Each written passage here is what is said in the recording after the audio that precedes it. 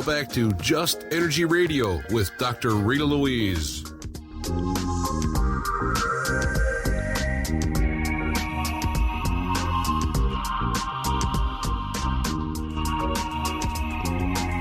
Energy Radio. I'm your host, Dr. Rita Louise, and thank you all for staying tuned to the second hour of the show.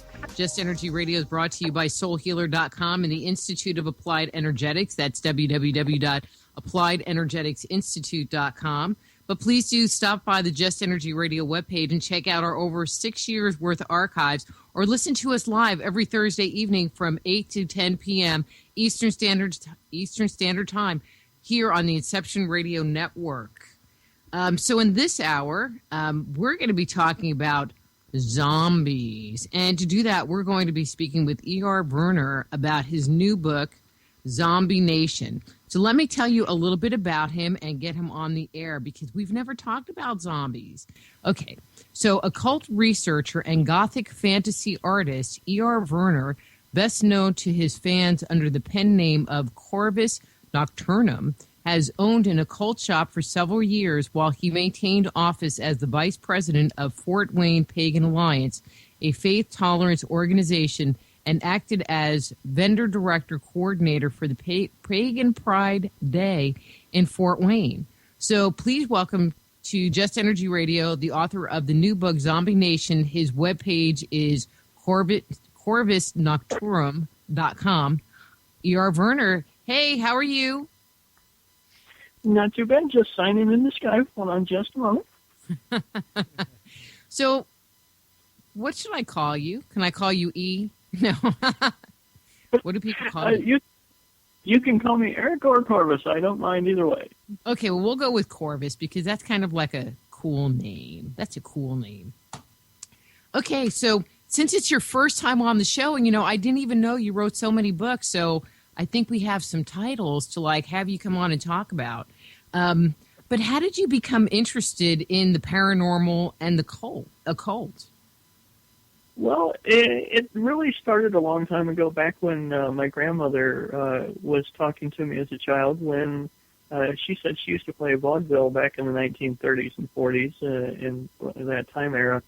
And gypsies used to travel with her and tell her stories of the old country, and that got her into Bigfoot and UFOs and the Bermuda Triangle, and I guess I kind of picked up on it and went a little darker with Edgar Allan Poe and other classics, and it just kind of spiraled years later into this. I mean, because it was kind of interesting looking through some of your titles, and I'm just going to see if I can get the page real fast and not spend a lot of time. I mean, because you write on some interesting things, vampires, Lucifer, that one I'm kind of interested in. I, Lucifer, exploring the archetype and origins of the devil. I mean, that just is you cover topics that most people would just steer clear of and stay away, and I think that's cool because I think exposing people to all of the possibilities that are out there is just part of our reality. So thank you. Right. I mean, for me, it was partly because I used to read so much as a kid, and as I got older, my taste, grew. It was also because I didn't want to get boxed into a little corner and just be known as, the vampire author, the goth, or, I have such a wide range of taste, but all of it has sort of a darker genre. I kind of consider myself a little bit of dark sociologist, vampirologist, and a mixture of other things. But I mean, I think that's kind of cool. I mean, I will just say for me, not an area that I would go into, but it's still, I respect it. I'll just say it that way. So we're going to be talking. Well, I get kind of spooked. I mean, I do ghost hunting and I get scared of the dark, and you know what I mean? So it's I just don't need to go there. And I have a pretty vivid imagination, and I don't need to go there. I might have zombies following me around. It could happen, But it seems like zombies are all the rage. And, so what brought about this resurgence? Sorry, I cannot speak tonight. Resurgence in the whole idea of zombies. Well, I think it is something that keeps coming back, just like vampires make a reappearance every once in a while. Zombies seem to be a little bit more heavy at certain peak times.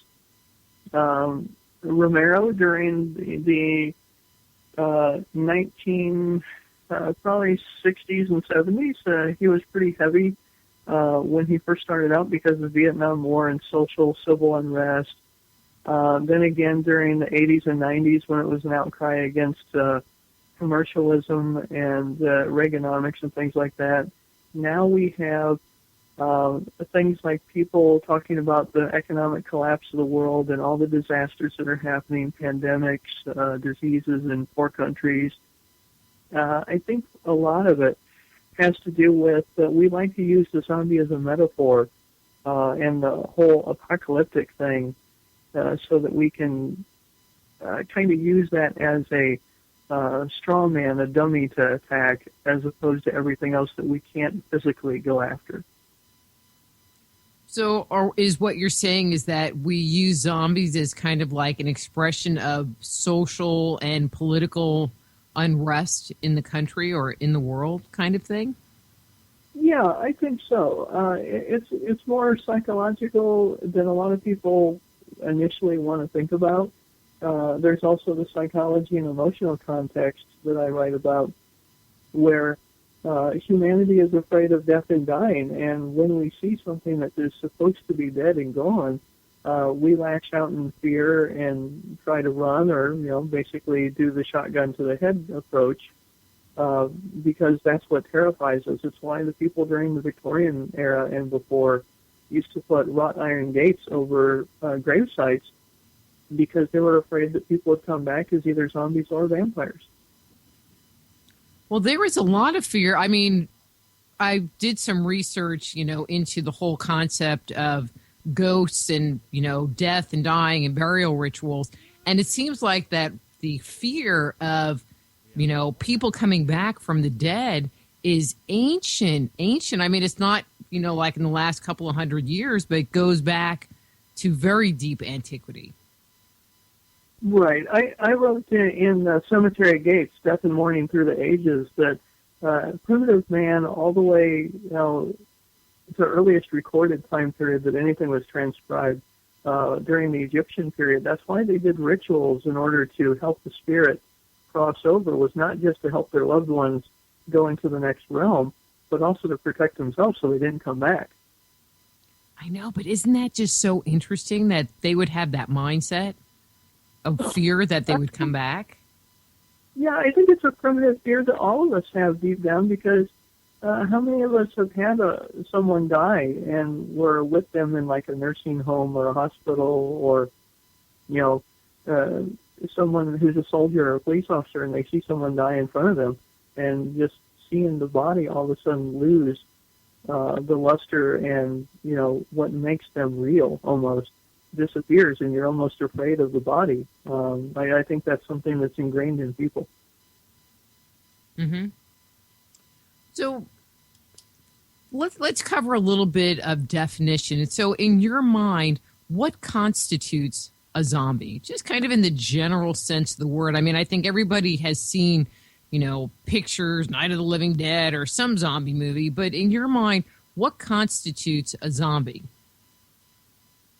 It's a reanimated corpse that doesn't have the cognitive recognition of other people other than seeing them as food. It kind of is like, vampires are just as cold and their dead bodies reanimated, especially the ancient Nosferatu. They were more Rembrandt. And Rosemary Ellen Guiley and other authors that are my colleagues have said the same thing, that early vampires and zombies were almost indistinguishable to each other until Lord Byron's time, when we began to romanticize the vampire, and it changed into what we collectively know as it now. But the zombie hasn't really changed that much in the collective mindset of the people, just being a rotting corpse that is relentlessly pursuing, flesh or brains of the living. But the actual need for brains didn't actually come about until, I believe, the 60s or 70s. technically the Voodoo zombie was one of the originals that used the word. But that was a little bit different than what we commonly think of when we hear the word zombie today. I just don't understand why people would want to have this vision of, this person with rotting flesh walking around, basically chasing after them. I mean, other than to scare you, I mean, do you have any insights as to where just that whole mentality? I mean, do you think it was a fear, or do you think at some point in time it was based on some kind of reality?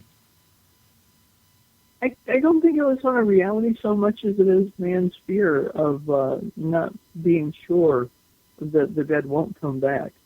I think that's why we have coffins and the lids are screwed down. I think that's why we have rituals for passing over, and because the body really doesn't need to have a coffin, or especially it's sealed shut. That's actually just more of a peace of mind sake for the individuals that are left. I think the whole interest and attraction we have is we're afraid of them, and we need to stop and realize that those are our inner fears. That we also have people that we knew once approaching us. I mean, that's brought up in The Walking Dead quite a bit, where they didn't want to shoot the little girl after she turned into what they call a walker, because they all froze. They still mentally registered the little girl as who she was before. And I think that's kind of an important, deeper aspect of the show, and most zombie movies in general, is that I think people in general would have a hard time ethically killing someone that looked like someone that they knew or loved, as opposed to, oh, it's just an enemy, it's just a threat.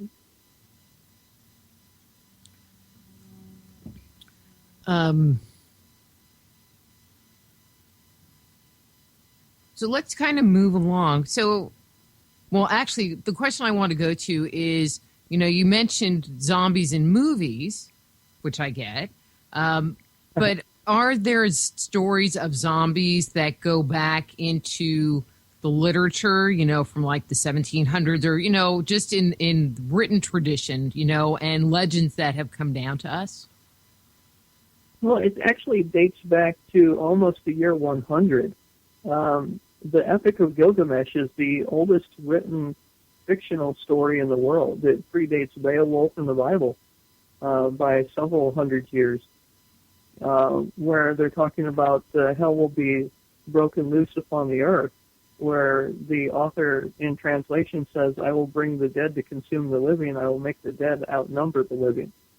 And, it was the goddess Ishtar, where she was threatening to rip open the gates of the netherworld. And I thought that was fascinating. I had it in one of my English literature classes in college, and I jotted the notes down thinking, this is something I could use later on. And, a couple of years later, I wrote Zombie Nation. So it kind of motivated me in a way to try to delve into the older aspect of, well, there's Romero, there's Voodoo, there's, The Walking Dead right now on AMC. Where did this start? And Gilgamesh was the turning point, I think. Well, and I just think that it's interesting, this whole concept of, like the living dead basically coming from the gates of hell, in their mind. I mean, because when you read these stories from antiquity, like Odysseus goes to the netherworld to find his mother. I mean, there are all of these stories of, people going to that world, people coming back from that world, whatever, but you don't really think of them, as the living dead. Well, there was one section in the Ulysses, now that you bring it up, where when he was in the underworld, the dead came forward and actually asked for blood from him in cups or something in order to get the truth for the questions he was asking. So it could be theorized that they were actually superstitious about the same type of thing. I'm not sure.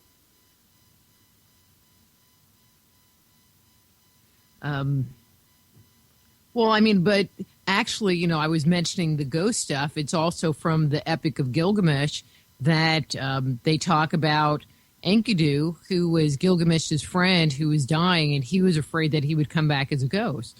So there were these understandings of these, I'm going to say, deeper spiritual, deeper, I don't even like using the word spiritual, but metaphysical, occult, esoteric concepts that were very well known to our ancestors,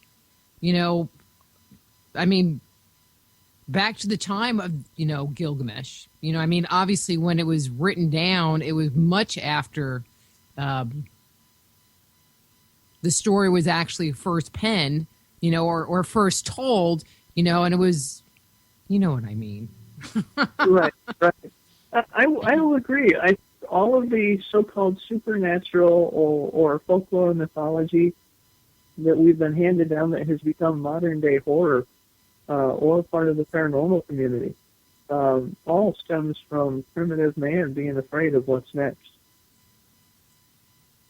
Well, and I think that there is definitely, a level of cultural influence because, we're taught certain things. We teach our children in those traditions, even though they are not necessarily spoken or taught like you go to school or you learn a trade, but they're still taught to us and continue down generation to generation because that's just how you are. That's just how things are. Right. I would agree with that. I think that's a fair assessment on how societies and cultures ever since primitive cavemen had, large groups, and then it became clans and nomadic Native Americans, and, then it became more modernized into Greek and Roman, then that evolved into our modern day society. So I think we do have aspects of our ancestors that we've never shaken, and, ghost stories and, spooky things around the campfire has been around since the earliest man to now. Yeah, but see, I don't think that ghosts are fake. Zombies, maybe. Do you think that there actually are things? Well, let's back up. The image that most people have of zombies is, it's got flesh falling off and it looks really gross and disgusting. But when we talk about the concept of zombies, are we just talking about the undead and the image that we have chosen to put on it in more contemporary society is where the flesh is all falling off? You see, like when Odysseus went into the netherworld to talk to his mom to get advice, was her flesh all rotting off? See, I don't know. I never really looked at it from that perspective. Yeah, I don't think it was more like Alfred Hitchcock during older tales where a lot of it was left to the reader or the listener's imagination. And we've lost that in modern society where everything has to be extremely detailed and CGI and completely in your faces. And I think that takes away from the edge of it from a storyteller point of view. But getting back to the actual realism of zombies, the way they're portrayed, no, I don't believe we're going to have something like that. But I did write a chapter considering that possibility of the reality called Zombies and Science in Chapter 2. And that stemmed from thinking about the different labs that have existed since Frankenstein was penned, when we had Galvin, taking the electrical rods and frogs' legs and making them move through electricity. It was actually done with corpses, which is what inspired Frankenstein in the first place with Mary Shelley. But the CIA, the neo-Nazis, the Russian scientists of the 40s, they were all working on a project of bringing dead people back to life and animating them to make them into the perfect soldier to be able to defeat the enemy or carry out the assassinations. And there's different drugs that people have experimented with, tetrodotoxin. Some people speculate that the bath salts craze down in Florida with Rudy Eugene, was something like an artificial zombie craze that people were, whether by accident or design, trying to do.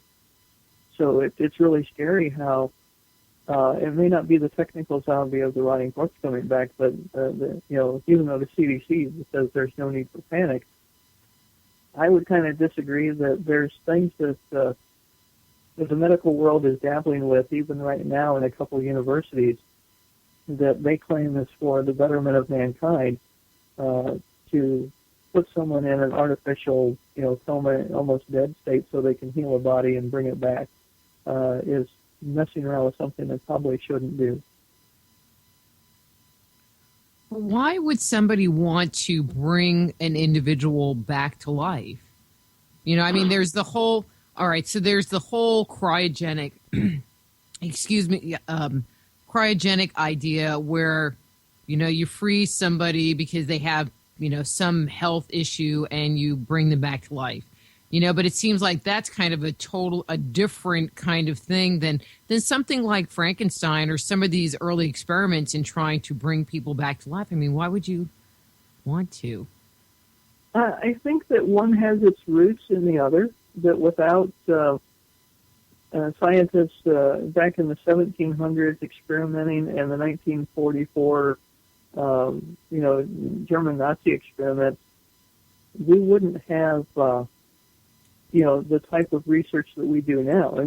Granted, it's horrific in what they tried to do with severed dogs' heads, and they actually made them bark and, have facial expressions. And that was actually from the animal, not just through electrical stimulation. But without those advances and people just being curious, we wouldn't have cryogenics, we wouldn't have coma research.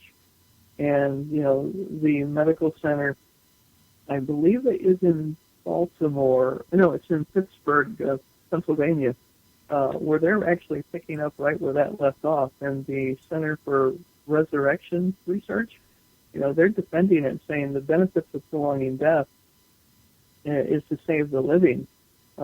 They call it resuscitation medicine. If someone has traumatic brain injury or something like that, where they can actually suspend someone's death for a short period of time, for maybe even months, and let the body heal itself, whereas normally you would probably go into shock and not be able to come back. Their reasoning is that they can perfect this if, say, a very important person or even a soldier or police officer is hurt, they can actually save their life by doing something like this cryogenically. Okay. So let's go here. So really my only exposure, other than seeing a couple of movies, which I thought were kind of silly, was the whole concept of voodoo. And what I thought was interesting was the voodoo story about some guy that was given like some puffer fish or something, and then he was buried, and then he came back and was claiming that he was a zombie. Do you think there's any truth to that story? Okay. Oh, can you hear me? There you are. Okay, sorry about that. Did you hear my question, or do I need to repeat it? Yes, I think that The Serpent and the Rainbow by Wade Davis was actually one of the things that helped influence zombies today become at least a little more popularized. And his research into the whole zombie craze and voodoo itself, he actually was the one who experimented. He was a botanist, I believe, from Harvard, and he was looking into how that actually, truly happened. He documented several cases very similar to that, where the voodoo person would actually inject somebody with the pufferfish drug just a little bit so that they would go into more of a coma state. And, people would pay him to bring the person back, or they would be in awe of his power because he would give them, something of an antidote, and they would come out of it because he didn't give them enough of the initial drug to kill them. And then he would, bring the dead back. And, it's one of the reasons why the sorcerer, or the Bokur, as they called them, had such a powerful influence on the villages. But even like, because I think I saw, this is really old. They had In Search Of with Leonard Nimoy, and they interviewed this guy who supposedly had been a zombie. And he just seemed like he had, brain damage or something. And even when you watch all these movies, they just seem really stupid. So is there some reason why they end up being so stupid? I think it's because part of the brain has been damaged. If it's drugs, it's because the person is groggy and they don't quite comprehend. And it's also theorized that a lot of the people in Haiti and that region who have suffered through this sort of ritual, they're actually acting as though they have been mentally programmed by their society that this is how the zombie acts. So therefore, they just become that way, as well as the drug that's still in their system. So I think it's a combination of medical and psychological. Mm-hmm. So this was kind of being thrown around in the chat room. It wasn't really a question, but I thought it was an interesting. I thought it was an interesting question. So if you were trying to kill a zombie, how do you kill it? I'm assuming not silver bullets or not a stake in the heart. No. So usually doing any sort of damage will slow it down, but typically it's through massive amounts of trauma to the spinal system or damage to the skull, where you would actually disrupt their brain function, what is still working. Okay. Well, I'm just, making sure. So if I have, like a zombie apocalypse happen in my house, I'll be prepared. Baseball bat, that'll be good. Oh, yeah, as long as you hit him in the head hard enough, I guess. So how does someone become did I ask that already? How does someone become a zombie? No, I don't think I did. I mean, other than what we talked about, in the voodoo tradition as far as the puffer fish, but, in these movies or in any other place that you've done research, how do you become a zombie?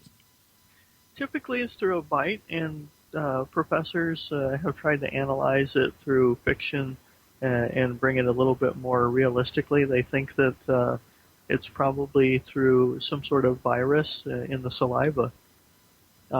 Of course, since nothing like this has actually happened, as so much that I've been able to tell in my research, it's all hypothetical, and there's been a lot of studies on, well, if this type of pandemic did strike, how long would it take for the entire world to be totally engulfed, and because of how diseases can spread through airborne pathogens and things like that. It is fascinating to look into, but I certainly am not advocating anybody go out and full chainmail or something to prevent it, because that's rather ridiculous. Well, I just don't even really want to be around here, at some time where, some biological something was released and we had this whole apocalypse and they're just taking over the planet. That would be bad. Really bad. Right. I mean, if you go back to 1918 during the Spanish flu, it killed 500 million people, and that was a quarter of the Earth's entire population.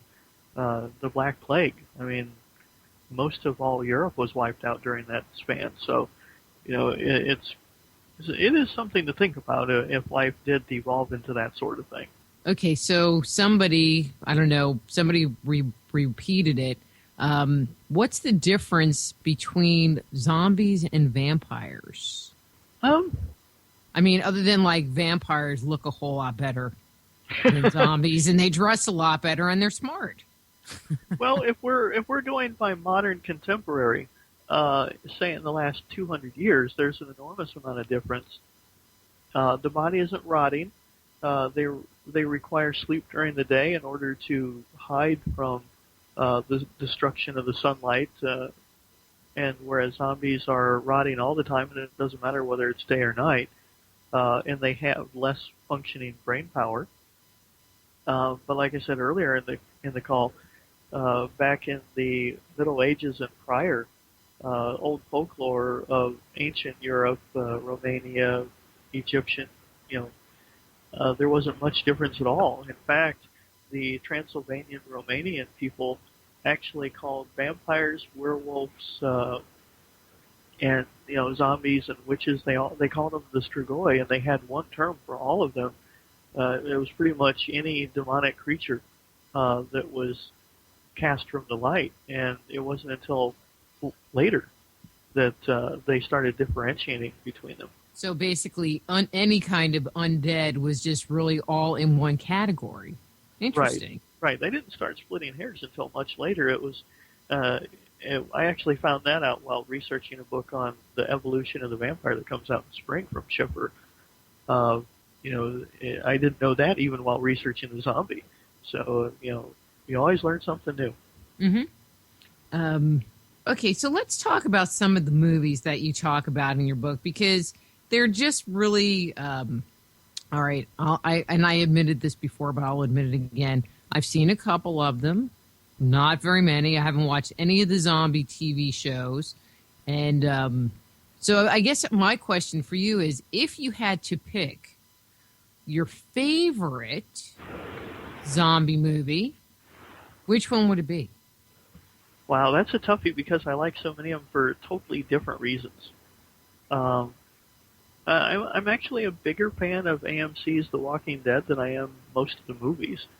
If I had to narrow it down film-wise, though, I would say the remake of George Romero's, the one where they're at the mall trying to fight off all of them, simply because it has the most intrigue to me. People holding up in a mall trying to defend off, hordes, and there's a gun shop across the street, and that guy's picking them off and everything. That just seemed like the ideal situation if you were smart. You would go where there's the most security and the most clothes, and they had rooms that they would set up with furniture and everything out of the department stores, and it's like, who wouldn't want to be in that situation if the world really did go down the drain like that? So I would have to say that Romero's remakes are probably my favorite. Okay. So there's a lot of commentary about the Will Smith movie, I Am Legend, which I did see that movie, and I just felt like there was so much to the story that got left out. And then I was talking to someone who actually had read the book, and only to discover that Will Smith, and his behavior was the legend, and the legend was amongst the living dead, versus he went and saved them by getting the vaccine kind of thing. It was like, right. Okay. That was something that Omega Man, which was one of the earlier ones. It was a remake of Peter Matheson, who unfortunately died earlier this year, the creator. His work, to me, represents both the zombie and the vampire, because they're almost sentient. They could communicate, but they were also decaying, so it kind of bridged the gap between both. And like you pointed out, the legend is, humanity, that it no longer exists, that Neville, Will Smith's character in I Am Legend, is actually the monster, the boogeyman that the creatures are terrified of, because he's the one who's roaming around killing off all the people. Mm-hmm. But it didn't really get portrayed that way in the movie. The original one, the very first black and white, that was, sad to say, I love Will Smith, but I gotta say, Vincent Price in the original one before the Omega Man was extremely accurate to the book, and they do portray him as the monster by the others, because they show the adults snatching the children off the streets and terrified of him. And it proves the point more towards the very end, where the Dr. Neville is actually realizing he's the creature that is what's terrifying everything else. Whereas, the remake that we've all seen lately in 2008 was the opposite. But that wasn't called I Am Legend. What was the name of that movie? Omega Man, and I do believe The Last Man on Earth was in 1964. Well, I have Netflix, and I've discovered that if you want to watch a movie from, the 18th century, you can find it on Netflix. But if you want to watch anything from 2012 or 2013, good luck. Right. Yes. That is true. Well, I have to say, I'm a big fan of the old stuff. Mm-hmm. Well, I mean, I think it had much more storyline to. All right, I mean, there was some that was just really crappy. But I mean, I grew up on Vincent Price and all of those movies, and you just can't beat them, even if they're kind of B movies. Well, I kind of share your opinion there because we didn't have CGI back then. Everything had to be conveyed through body language and emotion. The actors actually had to act back then to convey what they were trying to do, or you knew it was terrible. But sometimes terrible was pretty funny. True. But, well, I mean, today, and it changes it. You watch movies, like I'm just trying to think, there was a movie that they remade. It's escaping my mind. And the original one, there was a lot of dialogue. I mean, there was action, but it wasn't an action per se movie. And in the remake, it was just, everybody blowing each other up and fighting and this and car chases. And the emphasis has moved away from the story to really this action and adventure, kill, die, die scenario, which I don't really find as interesting. They're kind of brain dead. Ooh, right, they're zombie-like. Yeah, I would agree with that too. I mean, I think people are so inundated by bigger, faster, louder, more special effects, more CGI, that the true story-driven emotional dramas, even if they're action, that we grew up with, it is unfortunately almost a thing of the past. So when you become a zombie, and this is just kind of a collective general idea, okay, so when you become a werewolf, you get bit, and then you go through this transformation, or actually even a vampire, you go through this transformation. So when you become a zombie, do you also have that same kind of transformation period where you're human and then now you're a zombie? I think movies like 28 Days, 28 Weeks showed it a little bit more. Some of the Romero remakes do. Definitely The Walking Dead does, where it shows a little bit of the light disappearing in the eyes of the person, then all of a sudden the body starts to twitch, the skin starts to lose its luster, and the eyes are blank. They do some really good things with special effects and makeup and stuff like that, but it's a little less apparent than say The Wolfman, where they actually had to glue the hair on to make it look like it was growing in some of the old black and white ones. Yeah, well, their makeup back then was great. So we have a question from Grayson Todd, and the question is, are there any cases of zombies being controlled? I think it's stretching it, but it still applies. But the Resident Evil movies, I guess you would consider zombie was sci-fi. And a lot of the T-virus, creatures and mutations, that they were more zombie-like than anything else. And I would go so far as to say that a little bit of the Jean-Claude Van Damme, Dolph Lundgren movie that they've made several of now, Universal Soldier, kind of harkens back to the whole zombie becomes a perfect killing machine. They brought the dead guy back from Vietnam and made him into a killer that they can control through electronics, that I touch upon briefly in Zombies and Science. So, as far as controlling zombies perfectly, I don't think that there's been too many films based on that. Do you think it's possible that zombies could happen? I think the scenario of some kind of virus or something that happened in that way is a possibility. I mean, I don't know about creating a zombie, but do you think that it might be a possibility? Well, considering what happened with not only the guy in Florida in the last year or two, but there was multiple cases of people that went crazy and started, killing and eating each other, and bullets didn't seem to affect them until the police dumped full magazines into them repeatedly. And I've cited like 6 different cases in the book. Okay, well, back up. I didn't even hear about this thing in Florida, so talk to me.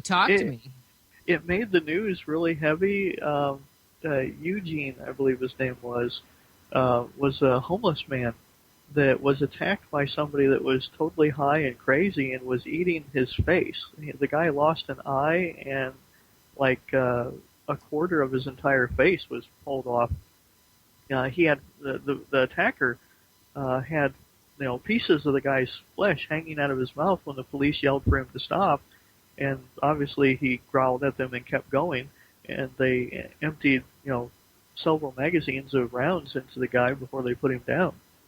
And this was not a isolated case where someone was trying to eat someone where the police had to shoot them multiple times. This cannibal crazed killing thing has been documented that I've cited from Canada down to Mexico. So it's kind of scary that things like that, similar things like that, have happened.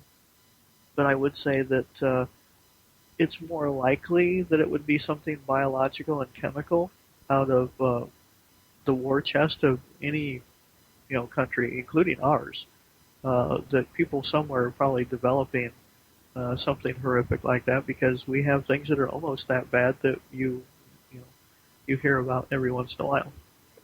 So I think there is a real possibility that something like it could happen, but not in the classical, stereotypical zombie sense.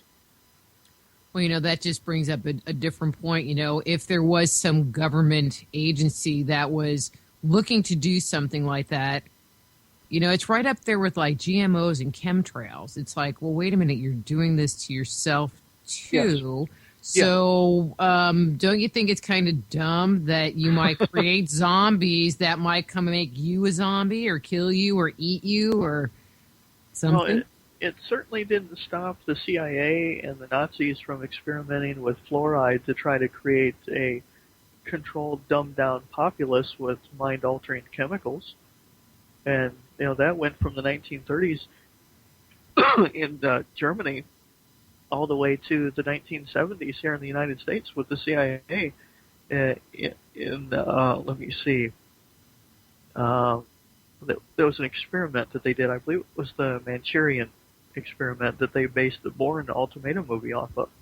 Well, I took fluoride when I was a kid. Every day, little pill. Well, it turns out that scientifically it actually causes subtle alterations in the brain, and it's not really good for you. It really has no effect on one's teeth. Just think how more brilliant I could have been. Yeah, I'm serious. From what I found out, it actually damages your mental growth. Okay, so we're getting close on time, and I have this one question that I was kind of saving for the very end. And I know that in the vampire culture, the real vampire culture, there are people who see themselves as creatures of the night. Are you finding that, with this resurgence in vampires, that there is a vampire culture that's emerging? Well, there has been a vampire culture. Well, I mean, a zombie culture. Zombie culture. Yeah, sorry. I was going to say I'm personal friends with a great deal of the people in what's called the living vampire community all over the world, but I have yet to find anybody who identifies with zombies. I mean, we do have a few exceptions here and there where some people say they're werewolves or, called otherkin, but nobody's going around claiming to be dead unless they're from the Haitian Voodoo back in the 60s up until the late 1980s. There was a few cases where people truly believed they were zombies because of being put under the comatose state, but not in an actual subculture, unless you consider these zombie walks that a lot of countries and cities hold, where they try to beat the record of 10,000 people in Mexico City a few years back. Okay. Never heard of that either.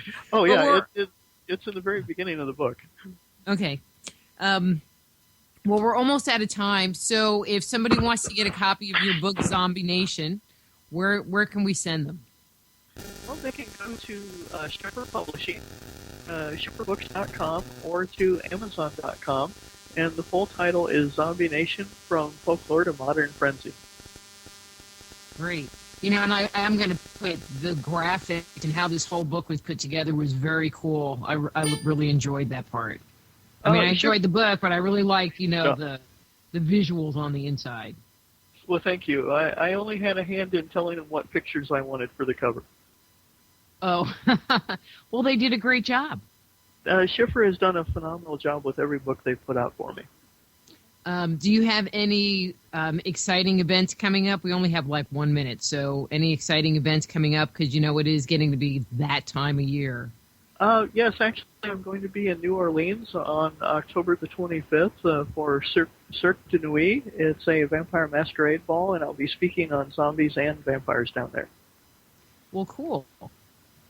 Well, I want to thank you for coming on the show, and we need to have you come back and talk about vampires. We've only done one show about vampires, and that was a couple of years ago. I would be delighted to do that. I've got a couple books on the subject. Well, and that Lucifer thing, that's like... Okay. Anyway, thank you so much for coming on, and we will talk to you again soon. Okay? Thank you, Doctor. A pleasure. All right, thank you. And so that's E.R. Vernor, or Corvis Nocturnun, and his book is Zombie Nation, and his webpage is www.corvisnocturnum.com. And then next week, we have 2 guests, and one's written on my piece of paper. We are going to be speaking to Zohara Hieronymus, and in the second hour, we're going to be speaking with Dr. Bernie Siegel. And so, until next week, I'm Dr. Rita Louise. This is Just Energy Radio. Be blessed.